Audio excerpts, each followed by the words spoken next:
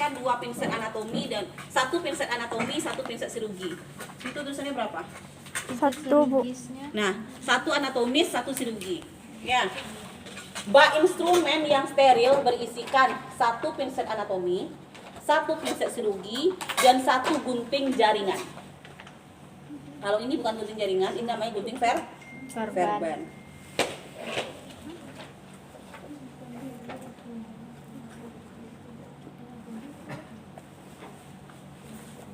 Oke, untuk steril isinya, tolong dicatat di sana, ya. 1 pinset anatomi, 1 pinset sirugi, dan 1 gunting jaringan. Itu isi bak instrumen yang steril.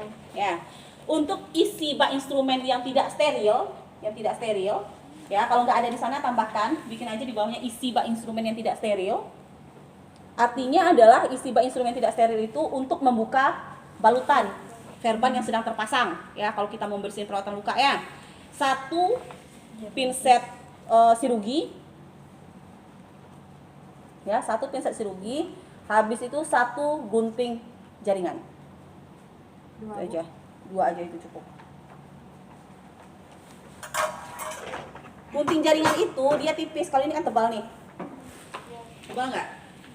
Dia tipis kalau gunting jaringan, ya. Ini tebal nih. Nah, selanjutnya kita pakai korentang. Sebenarnya ini korentangnya banyak banget. Sebenarnya korentang ini jarang dipakai lagi di rumah sakit, ya, karena kita sudah memakai handscoon steril, ya. Tapi nggak apa-apa, Ibu jelaskan ini adalah korentang namanya. Nih, korentang ini adalah untuk mengambil alat agar tetap terjaga kesterilannya. Kalau kita bekerjanya berdua. Tapi kalau kita bekerjanya 1 orang, kalau dalam tangan kita yang sudah steril, pakai handscoon steril, ini nggak perlu dipakai lagi, ya, nggak perlu dipakai lagi, karena ini gunanya adalah, contoh ini alat. Contoh ini alat. Nih, teman mau tindakan, dia udah pakai handscoon steril. Kita pakai ini. Kasih sama dia. Memberikan korentang tuh nggak boleh kayak gini. Megang korentang tuh masih sama orang harus datar. Ini adalah etikanya ini. Jadi kalau ngasih nggak boleh kayak itu dong. Nggak boleh. Harus kayak gini posisinya. Datar kayak gini. Siap diambil. Dan ini nggak boleh menyentuh ini loh. Langsung aja. Karena ini steril loh bagian dalamnya. Langsung ambil alatnya. Langsung kasih. Ini. Dan ini bukan korentang. Ini enggak korentang nih. Korentang itu ujungnya nggak runcing. Ini untuk orang partus ini. Siapa ngasih ini, saya? Tadi di sana tulisannya berderet-deretan korentang. Enggak korentang ini. Kalau korentang itu ininya nggak runcing. Karena tujuan yang ujungnya ini adalah untuk menjepit. Kalau runcing ini dia susah menjepit loh. Ya. Bentuknya kayak gini tapi bukan ini, ujungnya beda. Ya, ujung ininya beda. Ini runcing. Taruh jangan gunting. Iya. Ujungnya dalam jepit. Dan korentang ini kalau seandainya korentang ini. Korentang ini kalau kita nggak biasa makainya susah loh bukanya. Kalau kita nggak biasa. Oke, korentang. Nah, maaf, di bak steril tadi itu ada 2 kom harusnya, 2 kom kecil. Di bak steril itu ada 2 kom kecil tambahannya. 2 kom kecil ya, kom sebesar ini cukup ya di bak steril. Kalau untuk yang on atau bak non steril nggak perlu ada kom. Nah, ada underbeken atau bengkok, ya. Terus ada handscoon bersih, ada handscoon steril, ada perlak. Ini nggak perlu kalau perawatan luka pengalas ini karena akan lebih kotor nantinya, kita perlu perlak saja ya. Ada cairan NaCl untuk membersihkan, ada betadin, ya, ada betadin, ada kasa. Kapas di sini dibikinnya, Bu. Nggak ada kasa. Ada kasa nih, ada kasa nih. Kapas bikinnya situ ya? Iya, Saya kapas itu. Ada kasa. Ada kasa lagi nggak? Minta kasa saya sama orang Labuan. Kasanya dikit banget. Minta agak 5 lagi ya, Iya. 4 lagi. Ada kasa.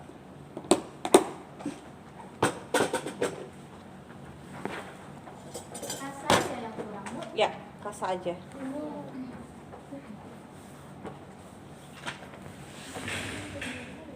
Nah, yang pertama ya, yang pertama kita lakukan fase orientasi. Kita jelaskan dulu berdasarkan standar keselamatan pasien, tolong ibu sebutkan nama ibu dan nama ibu kandung, dan kita lihat cek gelang pasien. Ya, tapi sebelum itu jangan lupa perkenalkan dulu nama, gitu ya. Selamat siang Ibu Ani, perkenalkan saya Perawat Revi, saya yang berdinas di sini dari jam 7 pagi sampai jam 2 siang. Nah, kebetulan pada pagi hari ini saya akan menukar verban Ibu ya, berkas verban muka Ibu, agar kita bisa melihat bagaimana kesembuhan, bagaimana proses apakah sudah mulai membaik lukanya, atau apa perlu yang kita bersihkan lagi, apa perlu yang kita obati lagi, gitu ya, agar Ibu nggak lama istirahatnya di rumah sakit, karena kan kita pengennya Ibu tuh cuma pulang. Jadi bagaimana Anda meyakinkan bahwasanya Ibu tuh mau loh kita rawat gitu. Nah, setelah itu saya kira-kira membutuhkan waktu lebih kurang 15 menit sampai 20 menit untuk merawat luka Ibu gitu. Ya, mohon kerjasamanya, dan apakah Ibu bersedia. Nah, itu harus ditanyakan, enforcement itu harus ditanyakan apakah Ibu bersedia. Nah, setelah Ibunya bersedia, dekatkan alat ke pasien. Dekatkan alat ke pasien, kita cuci tangan. Kalau menggunakan hand wash pakai sabun, itu cuci tangannya adalah 1 menit.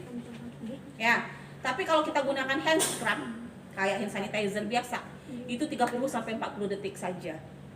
Karena cuci sabun itu lebih lama dibandingkan pakai hand scrub atau hand wash atau seperti hand sanitizer. Nah, setelah itu ya kita pasang yang sifatnya on. Permisi Bapak, permisi Bu, tolong angkat lengannya. Anggap bahwasanya lukanya itu ada di daerah lengannya. Ya, permisi Ibu, tolong diangkat lengannya, makasih ya. Oke, setelah itu kita letakkan. Misalnya kalau dia lukanya itu luka DM yang banyak pusnya atau banyak nanahnya, pada kakinya contohnya kan banyak nanah tuh, udah balutannya tuh basah semuanya misalnya, itu nggak mungkin kan kita pakai ini kecil. Ambil saja kantong, boleh kantong plastik minta. Tujuannya untuk apa? Agar kita itu lebih nanti kasih bantal misalnya di kakinya itu, bantalnya dilipat kayak gini, suruh dia taruh di gini, taruh kantong plastiknya di sini. Jadi kita gampang, karena lukanya basah, banyak nanah. Kayak luka DM itu kan kadang-kadang banyak nanah tuh, lukus gitu. Pakai kantong, karena nggak mungkin di sini. Ini kecil loh. Ini khusus luka-luka yang tidak terlalu basah, luka-luka kering, gitu loh. Kayak luka-luka bakar. Boleh. Nah, setelah itu karena dia di lengan, kita pakai ini. Nah, selanjutnya kita ambil kita buka handphone bersih kita ambil bak instrumen yang kotor, bukan yang bersih ya. Kita ambil bak instrumen yang kotor, kan kita mau buka balutan. Anggap di sini sudah terpasang balutan. Nih, sekarang terpasang nih balutannya di sini nih. Ini mau kita buka loh sekarang. Ya, ambil set yang on. Anggap ini on dulu ya. Ambil set yang on. Kalau on nggak ada ini ya. Kalaulah kita perhatikan lukanya dulu. Kalau kita lihat plesternya di sini keras, ya keras misalnya plesternya. Terus kita lihat agak sakit saat membukanya pada pasien. Nanti tolong dibasahi saja sedikit ini dengan apa? Dengan NaCl. Boleh kita teteskan NaCl di sini, atau kalau ada foam yang tersedia, masukkan NaCl sedikit di sini. Nanti kita ambil sama kasa di sini. Kalau lukanya susah dibuka, gitu. Tapi kalau luka-luka yang diikat-ikat kan ada tuh, lukanya di kaki diikat saja, nanti sudah dibalut terus diikatnya aja, itu tinggal gunting aja lagi tuh. Tapi kalau lukanya pakai plester di sini nggak susah loh pakai gunting, harus pakai pinset. Sebelum kita pakai pinset, kita pasang handscoon on dulu, handscoon bersih. Kita pasang handscoon bersih. Nah, udah pakai handscoon bersih, baru kita ambil pinset untuk membukanya. Kita perhatikan dulu plesternya. Kita coba buka sedikit. Tahan ya Pak ya, tahan ya Bu sakitnya. Oh ternyata keras. Nggak bisa kalau misalnya kita paksakan membuka, sakit sama pasien. Kita ambil cairan NaCl. Dan NaCl ya, masukkan ke dalam kom. Terus kita ambil kasa. masukkan ke sini. Udah kasah. Sini. Kita ambil, kita oleskan di sekitar plesternya. Taruh. Di plester saja. Udah selesai, buang. Kan basah dia tuh. Nah, kalau basah mudah nggak angkatnya? Iya. Itu caranya. Oke, kita angkat. Udah basah, kita angkat plesternya di sini. Angkat plesternya di sini. Buka dulu pokoknya plesternya dulu dibuka. Terus baru angkat pelan-pelan. Tahan sedikit ya Bu ya. Kalau kita pakai handscoon, kita tekan aja sedikit di sini. Di daerah kulitnya, ya. Tahan sedikit ya Bu. Oke, sedikit lagi sampai dia terbuka secara keseluruhan, baru letakkan di nerbekan lagi atau bengkok lagi. Oke. Sudah terbuka, kita letakkan ini. Kita tutup. Kita buka sarung tangan, taruh di sini. Baru kita pakai yang Steril. Kita siapkan lagi yang steril. Yang pertama, ambil set steril. Buka. Ambil ini, ya ininya. Kalau di rumah sakit dengan kertas-kertas ini sudah disterilkan loh. Jadi kita tinggal masukin ke sana lagi, ke bak instrumen aja. Ini sudah buka. Kita langsung masukkan. Kita satu lagi. Kita buka dulu. Kita harus tahu ya, kira-kira kebutuhan kita berapa untuk membersihkan luka itu. Karena kita kalau udah pakai handscoon nggak bisa pakai pasangin lagi kalau seandainya ininya nggak disterilkan oleh rumah sakit.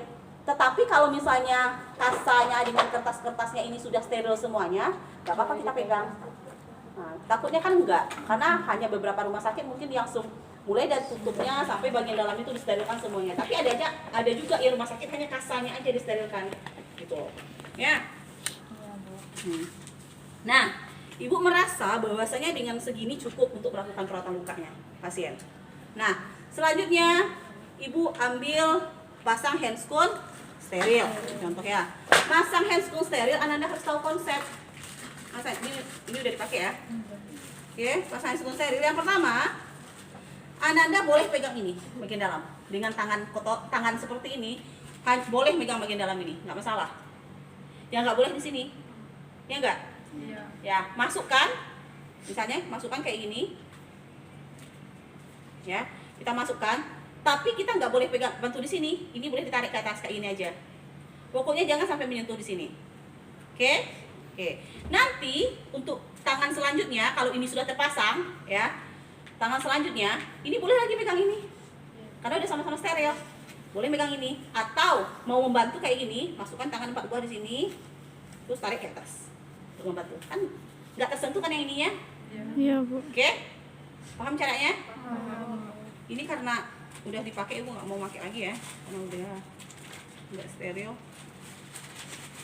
Nah, setelah kita pakai handscoon sterilnya, nah sebelumnya Ibu lupa, sebelum pakai handscoon steril, kasih dulu air cairan ini. Ini cairan ini dulu kasih, masukkan ke dalam kom. Karena kita nanti kalau ada teman oke lah ya, dia bisa bantuin. Kalau kita sendiri gimana? Nah, sebelum pakai handscoon ini dulu masukkan ke dalam kom. Kalau komnya 2, 1 kom berisi betadine, 1 kom berisi NaCl. Oke? Nah, dari masukkan baru pakai handscoon steril, kita lakukan perawatan luka. Ambil 2 pinset. Pinset anatomi 1, pinset Chirurgi 1. Nah, yang pertama desinfektan dulu daerah sekitar luka. Desinfektan dulu daerah sekitar luka. Gimana caranya? Ya. Ini pinset kita 1 cuman ya. Nih. Ambil betadine. Kalau lukanya di sekitar sini, kasih betadinnya di luar area luka dulu. Kayak gitu. Apa tujuannya? Agar saat kita membersihkan luka, bakteri dari luar tidak masuk ke dalam. Sehingga terjaga kesterilannya, kebersihannya gitu. Oke? Nah, ambil tadi kasa, ambil betadine, Bersihkan area luar. kasih desinfektan atau betadine di luar daerah Luka. luka. Nah, buang lagi. Selanjutnya kita perhatikan kondisi luka. Lukanya bernanah, lukanya ada menghitam atau bagaimana? Kalau luka bernanah, kita bersihkan dulu luka nanahnya tadi, kita keluarkan nanahnya tadi. Caranya gimana? Pakai NaCl, ambil ini, ya. Habis itu lipat seperti ini, dibuka dengan tangan ya. Ini kan pinsetnya cuma satu, misalnya kayak gini. Oke, habis itu ambil NaCl ya, diperas sama pinset. Habis itu tekan mana dia yang misalnya ada nanah, kita tekan sedikit sampai nanahnya itu keluar. Tapi jangan dipaksakan, takutnya pendarahan ya, sampai nanahnya itu kira-kira bisa keluar gitu loh. Oh, saat kita pencet ada darahnya keluar, nanahnya keluar. Oke, kita bersihkan. Dia nggak boleh bolak-balik ya, cuma satu arah aja ya. Kita tekan sampai darahnya keluar, tekan terus. Oke, udah selesai, buang lagi, ambil yang baru sampai dia bersih. Itu kalau lukanya bernanah.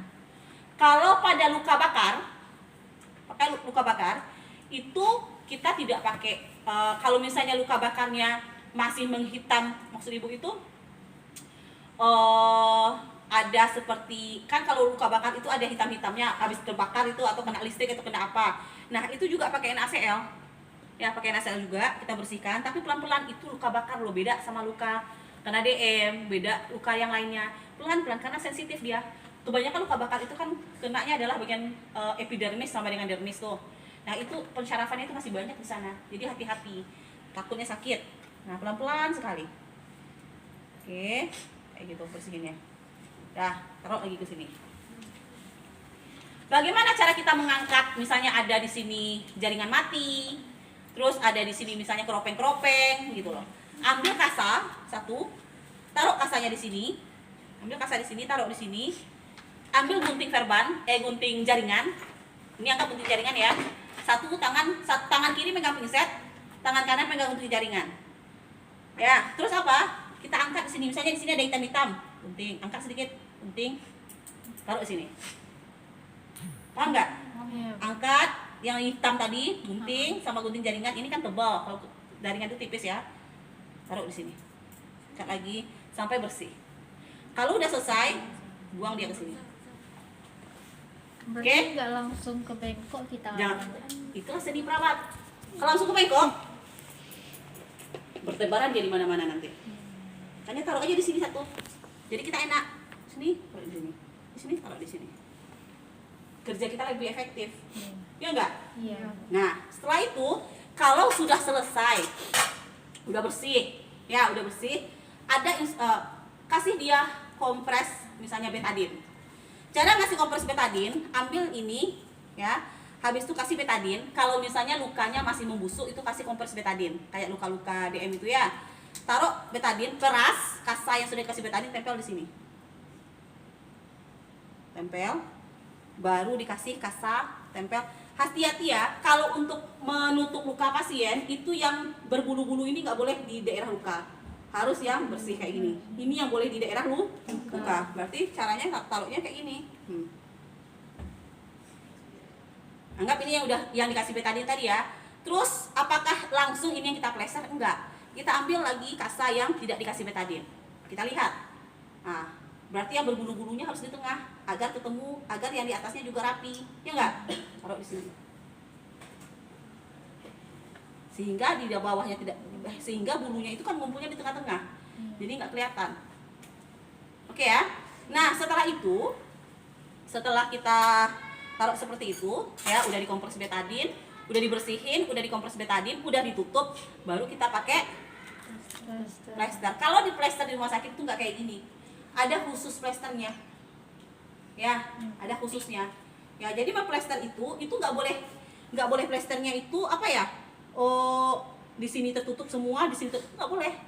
Dia harus kayak gini, lihat ibu, harus kayak gini. Nih, kalau kayak gini artinya apa? Nah, kan ada celah di sini nih, ya nggak? Ini kan bisa diangkat nih. Nah, bukan berarti ibu tutup dari sininya, nggak. Tujuannya untuk apa? Agar oksigen masuk ke dalam. Karena luka untuk sembuh butuh oksigen, itu rasionalnya. Bukan ditutup kedap suara. Luka itu nggak bisa kedap oksigen. Busuk dia. Coba aja tomat masukkan ke dalam bukan tupperware, apa namanya ini, tempat yang kedap udara tadi, apakah tempat yang kita beli yang biasanya yang nggak murah-murah itu ya 5.000, tempat-tempat apalah gitu. Tutup di situ agak sehari 2 hari, berbau itu. Karena kurang oksigen, nggak ada oksigen di sana gitu. Begitu juga luka. Luka kalau nggak ada oksigen, dia busuk. Bukannya tumbuh bagus, tapi tambah busuk. ya. Kalau sebesar ini lukanya, nggak usah banyak plesternya. 1, daerah tengah 1, sini 1, 3 saja. Jangan memplesternya ke sini, nggak bakal bisa dia diplester karena tidak mengikuti apa?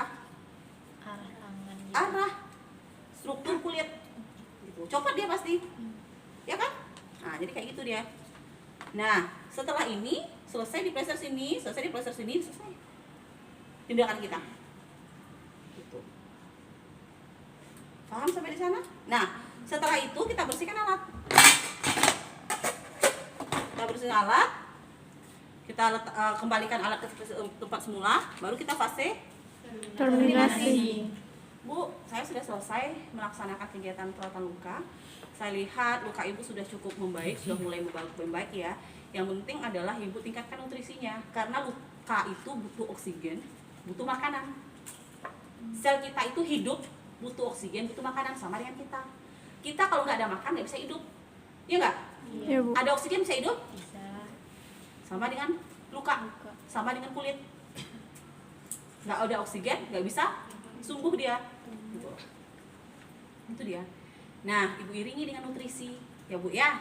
Nah, jika ada apa-apa, saya nanti ada konter perawat, ibu bisa panggil saya nanti, atau minta tolong keluarga panggilin saya kalau ada apa. Oke ya Bu ya, terima kasih banyak untuk kerjasamanya. Saya pamit dulu ya Bu. Kayak gitu dia. Untuk perawatan Luka. kalau dia luka bakar, dia